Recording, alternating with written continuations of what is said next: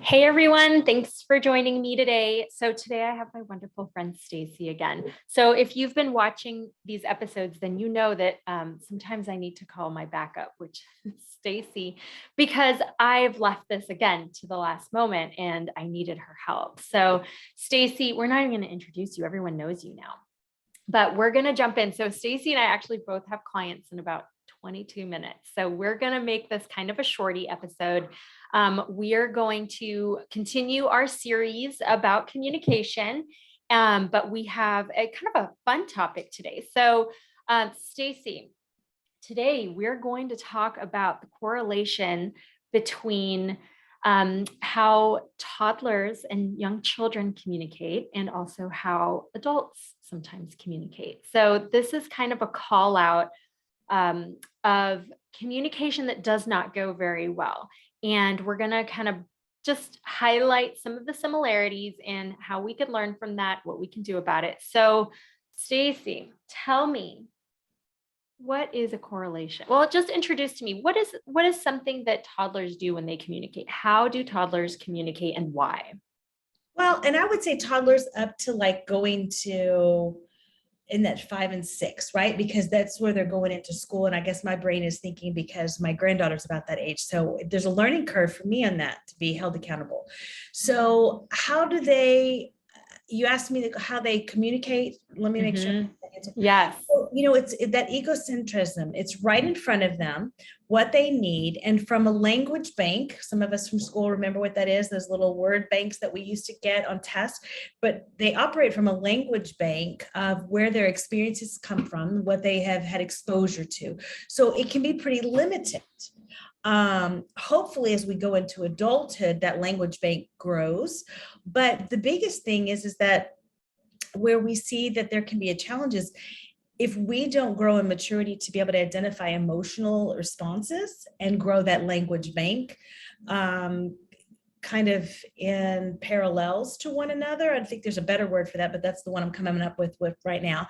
But it limits us, right? We become stuck in that same language option and the same emotional charges as toddlerhood and early elementary age. So we're pretty limited, and it has a lot of emotional charge behind it that gets distracted.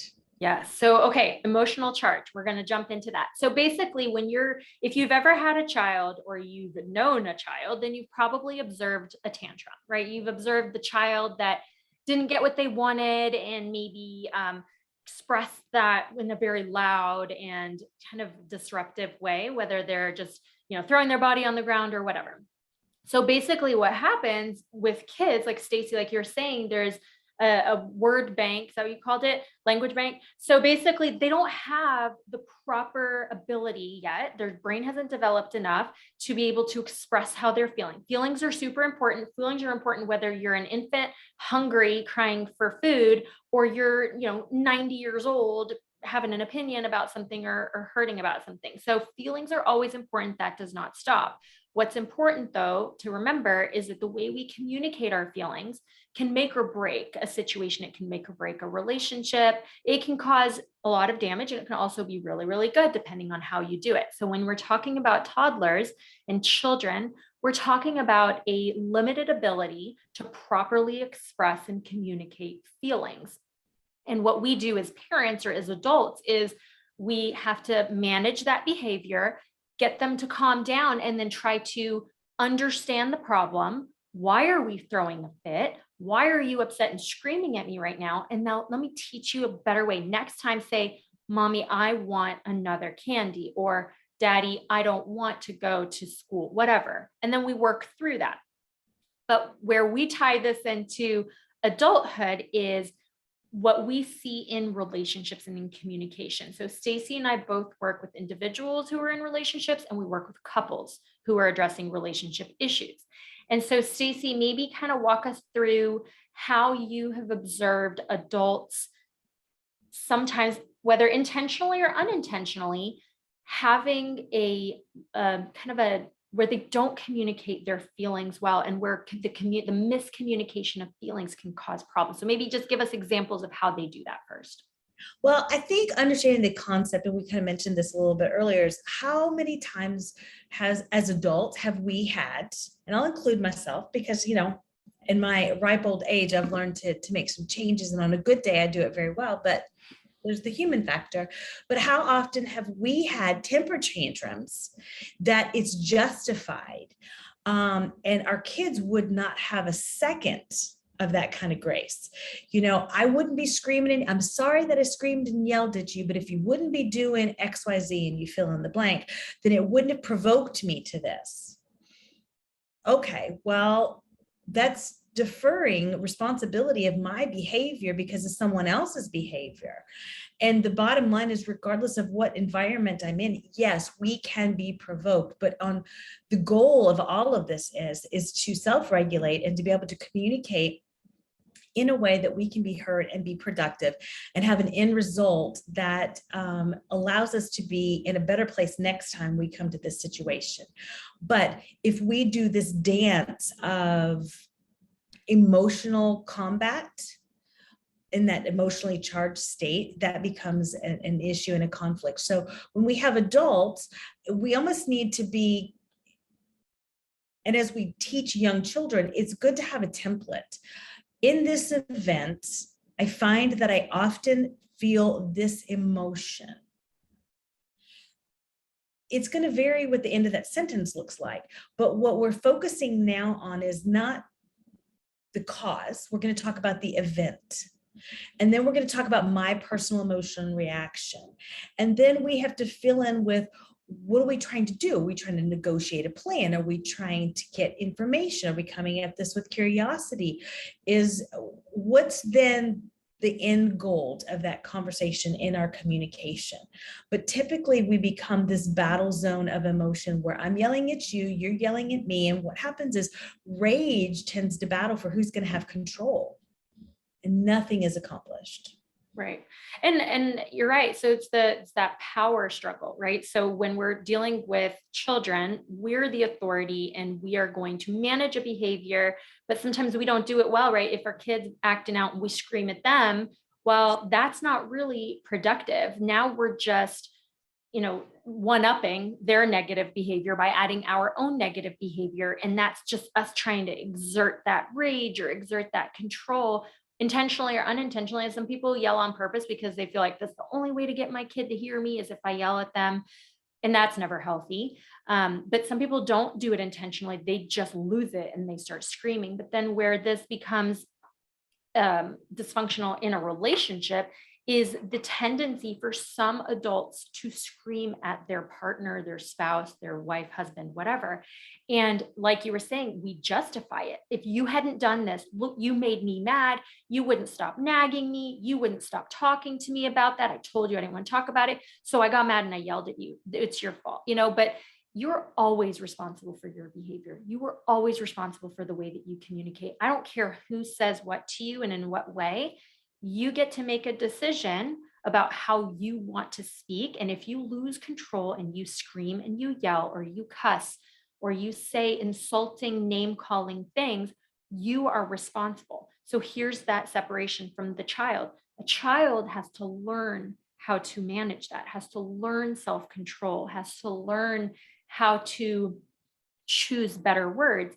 And some adults still have to do that too. But the expectation is that you have a fully developed brain. You are an adult. There is a higher expectation of you. But a lot of people do not take ownership of their behavior, think it's justifiable because of the cause, when the cause does not matter. What made you mad does not matter. Your reaction is what matters. And so when we're talking about healthy communication in a relationship, the words do not get heard if the delivery of the words is erratic, is crazy, is screaming, is loud, is ugly, is filled with insults. None of that's going to make it across. And so what I want, our listeners to hear and think about is, how does this look in your relationship? Do you communicate in a way that essentially looks like a toddler's tantrum? And that's probably going to be insulting to some people, but I'm glad you feel insulted because that is what it is. It's accurate. You are throwing a tantrum. I have children I work with who talk to me about how their parents yell at them and how small they feel and how awful they feel about themselves because of the way their parents behave. And I have to talk to these kids about like, hey, if your parent's not willing to change, I'm so sorry, but I'm going to have to just help you learn how to survive this and how to withstand it and be resilient. And that's unfair. And then you apply that to adults screaming at each other. Sometimes I have to have the same conversation with a spouse that's being yelled at. Hey, if your husband or your wife is not willing to change, you have to make a decision. If you're going to stay in this situation, then you have to learn how to either stand up for yourself or withstand this. But I've taken over, Stacy. Tell me what you're thinking. Well, I'm thinking a lot of what you're saying, and I've had those adolescents that I work with. I've had college age kids that I work with that they can't have an adult conversation with their parents, and how critical that is because we're modeling the future. Right? We're modeling for and giving them a space to practice. And if that doesn't happen, well, then of course we're going to have this in our relationships, because where was the space provided, modeled, the practice field to allow us to explore some of that? I even talk with some of my clients about some of my journey, about how I have to work for my voice in certain situations and what that's like. And some days I do great and other days I don't. I think as an adult, I have learned to become more quiet, almost on the, not in a negative side, but my knee-jerk reaction now is to be more quiet. Now, my children, who are now young adults, would be happy to enlighten you and the listeners on how I was not quiet when they were children. Sometimes I would get loud. Sometimes I would get frustrated. I didn't know how to manage some of that when they were younger. I had a fabulous pediatrician. Fortunately, my son was pretty young and he's the oldest. And he talked to me when I was open and vulnerable to say, hey, I need to do this different, and they're not listening to me. He explained to me how he would get quiet so that they would have to lean in. I would have to lean in and they would start listening. Now, my 6-year-old, who is very wise, he's almost 30 now, would say, we know you're still mad at us. I would say, yes, but can you hear what I'm saying now instead of getting distracted by all my noise? And that's really what we're embodying here, is finding a different way that my loud noise makes me want to do this and the listener to do that. If I can find a way to draw you in and feel safe and hear and want to hear, then now that's half the battle. I think if we realize that, and regardless of who we're communicating with, but especially the people we're most vulnerable with, if you can cultivate an audience that wants to hear what we have to say, and that's going to be our tone, it's going to be our language choices, it's going to be our body language, all of those set a stage before we ever really have an agenda of what we're talking about. Right. Oh, I love that. That's such a great example too, because I think a lot of people forget to set the stage. They're diving with the words, and the word, when people talk about it's become such a kind of like a broken record term. People in relationships are talking about, we have to work on our communication. We need better communication. And honestly, when I ask people if they come in saying that's their goal, I'm like, okay, what does that mean? There aren't a whole lot of great answers to that, because to them, it's just, we need to talk better. I'm like, great. So let's talk about all the things that go into speaking, into talking. It is that tone. It is that mood. It is the timing. It is the eye contact, the body language, all of it. But people think it's just the words, and the words are important, but they're almost like the secondary, part. We have to be able to present we have to kind of present ourselves in a way that allows the other person to feel comfortable, to feel safe, to feel like they want to join, like you said, lean into it, instead of already get their defenses up because of the way that I came into it. If I come into a conversation with a very defensive body language and facial expressions that communicate my anger or my frustration or my hurt or whatever, you're going to go ahead and have an expectation or an assumption about what I'm bringing to that conversation. And you're just going to shut down part of your ability to hear me. And that's just part of it. I think it ties in really closely with the last podcast that you said about having that relationship with that individual. It doesn't even have to be perfect, but are we making investments? And I think I was working with a couple of people this week, and we kind of, through the evolution of those talks, came up with kind of an analogy of, if you would, because some people, it's so much easier for them to look at, what do I look at financially as worthwhile? Okay, so if I take a relationship, there's no higher valued relationship than I would think the partnership of which that intimate relationship is, right? So if I am going to be invested in that relationship, what is the dividend that I'm giving back? If I have relationship and we have this dance that is offering reciprocity in all aspects, it doesn't mean that it's all easy work that needs to be done. What is demonstrated is we are equally investing. Now, does it mean that each of us are getting exactly the outcome that we want? No, but it's really all about the investment. As long as we continue to invest, what happens to that financial nest egg? It grows. Mm-hmm. Now, does it grow because we've picked the right resource? No. Does some things decline as we've seen in our economy now? Yes, but we've got overall steady growth if we're continuing to investing, because now we've got resources that we're working with that is purposeful, it's on the forefront. And when someone feels like they're being invested in, they feel valued, they feel important, they feel prioritized. They are willing to be vulnerable a lot more readily than if they don't feel like people are paying attention or care or listening to what they say. Right, absolutely. And, I think that it all comes down to personal responsibility, right? So anyone listening to this might be thinking of their significant other and how they get yelled at, or they're thinking of how they yell at their significant other, or some people, never yell, but they know other people who yell. Either way, it doesn't matter who who's doing it, whether it's you or someone else.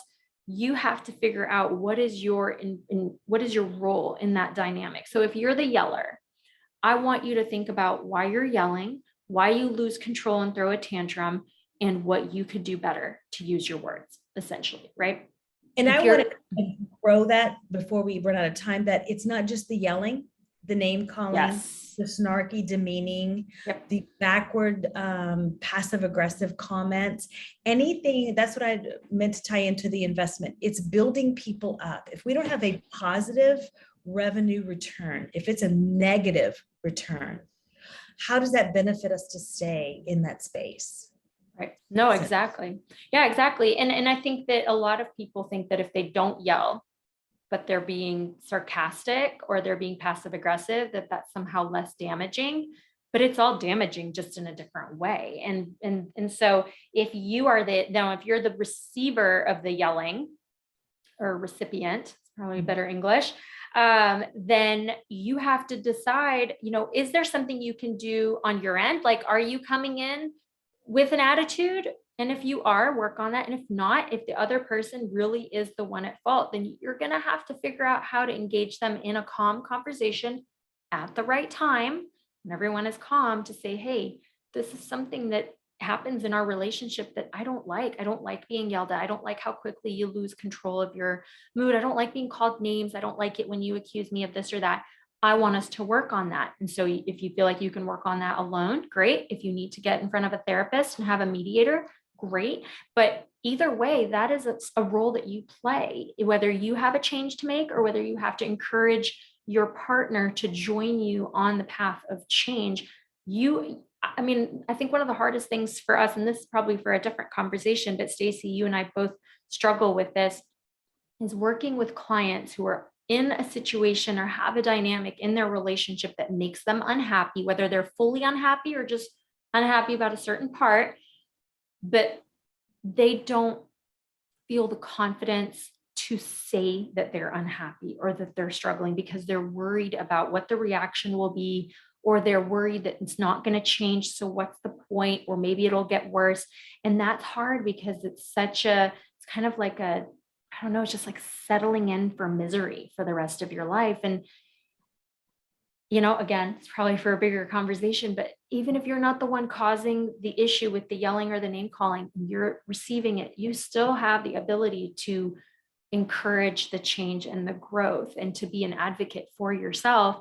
And so the next time you yell, if you're a yeller, I really hope you think of yourself as a toddler throwing a tantrum, because I want you to feel that, I don't know, it's definitely not shame. I want you to feel embarrassed a little bit, you know, regardless of who you're yelling at. If you're yelling at your child or you're yelling at your significant other or anyone, or you're yelling in the car by yourself at the guy that can't hear you because he cut you off, if you're yelling, you are essentially throwing an adult tantrum.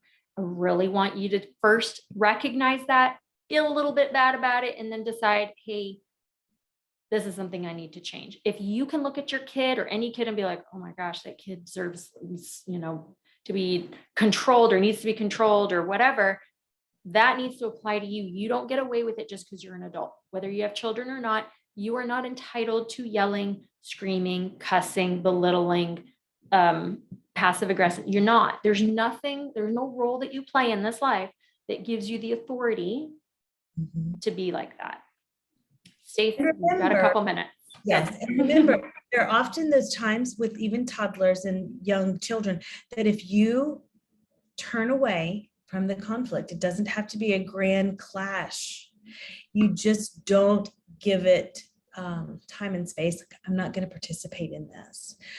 It sounds like we need to have this discussion at a different time when you're feeling a little calmer.